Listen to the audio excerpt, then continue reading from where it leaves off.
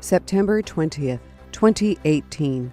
In India, a Jet Airways flight returns to Mumbai after 30 passengers suffer ear pain and nosebleeds. A mistake caused a lack of air pressure in the plane. In the Philippines, rescue workers search for survivors after at least 12 people died in a landslide caused by heavy rains. In Mexico, video shows the Popocatépetl volcano outside Mexico City bursting 2 times. And South Korean President Moon Jae-in and North Korean leader Kim Jong-un visit the sacred Mount Pektu volcano on the final day of Moon's visit to the north.